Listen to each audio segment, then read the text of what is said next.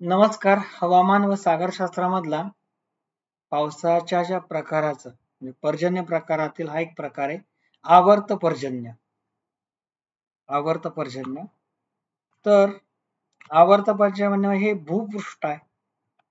तर या भूपृष्ठाला लागून हवेचे जे दाबपट्टे आहेत त्यातला एक दाबपट्टा आहे उष्ण हवा.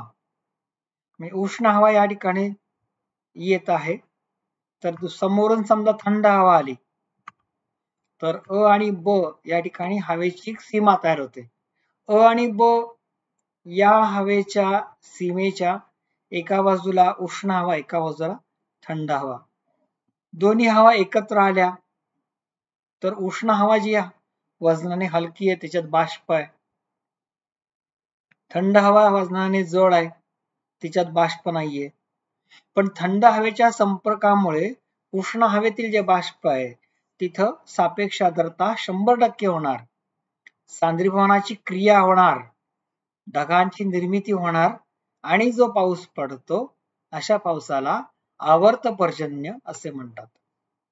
मे महिन्यामध्ये कधी कधी अचानक संध्याकाळच्या वेळी अशा प्रकारचा पाऊस आपल्याला पाहायला मिळतो. साधारण संध्याकाळी 4-4:30 ला आकाशात ढग दाटून येतात, वारा सुटतो. दुपारच्या वेळी खूप गरम होत असतं, म्हणजे आपल्याकडनं उष्ण हवा जात असते.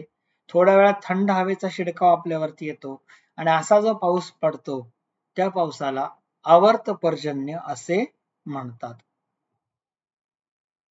धन्यवाद.